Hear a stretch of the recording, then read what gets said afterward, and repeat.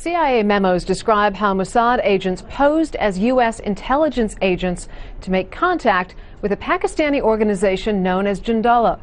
Members of the group, which is on the U.S. terrorist list, were then recruited to launch attacks on targets within Iran. Several Jindallah attacks in Iran took place between 2007 and 2009. The CIA memos were said to have outraged the previous president, George W. Bush. Foreign Policy magazine broke the story in an online report published today, and with us in the studio is the author of that report, military intelligence and foreign affairs expert Mark Perry. Mark, thank you so much for joining us. My pleasure. So, 4 Iranian nuclear scientists have been assassinated within the last 2 years. The Iranians have believed that the U.S. was somehow involved in this.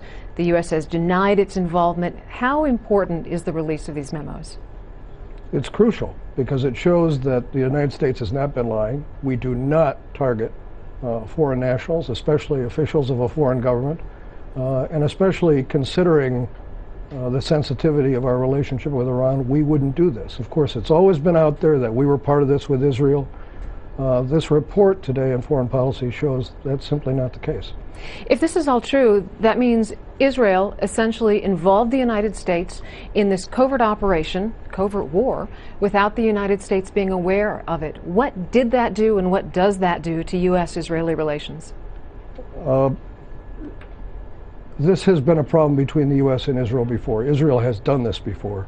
I know of a report very widely accepted here in the U.S. of Israel Mossad agents actually in the United States recruiting American Muslims. And the FBI and the intelligence agencies have struck back very harshly against Israel. Long term, I don't believe that this will break, obviously won't break the U.S.-Israeli relationship.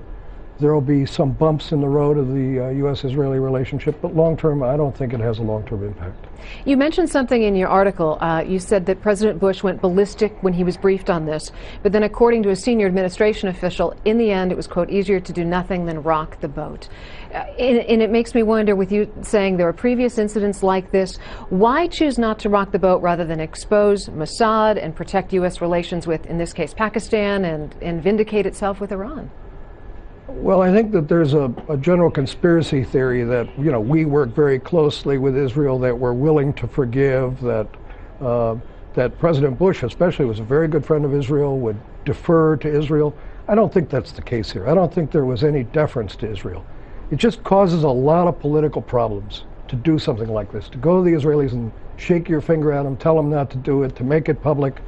And there is a calculation here. You know, what do we gain by doing it, and what do we lose? So we let it go.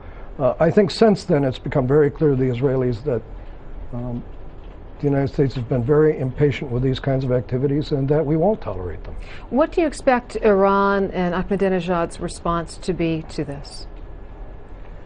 Well, it's a really good question, and I think that there's a real effort on the part of the American government to communicate to the Iranians that we do not want a conflict with them.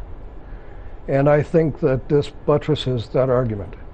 The question is, are they listening? I hope they are. I can tell you from my own experience and the people I talk to in the U.S. government, especially in the military, simply don't want a conflict and would like to find a way to stop a conflict. Now, I've always believed that the way you do that is to talk to them directly. Maybe the Iranians aren't interested in that, but that's certainly one solution. What kind of threat did this false flag operation ultimately pose to the United States? I think it places U.S. citizens in danger. If the Iranians believe that we are behind these kinds of activities, then they can target our scientists. They can target Americans overseas. We don't want to put our people at risk.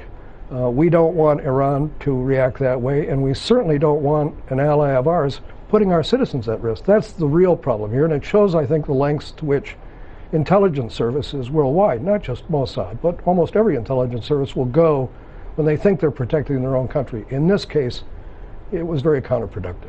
And Mark, last question, in quickly, but can you sort of wrap this up for us and put it in a tight little framework?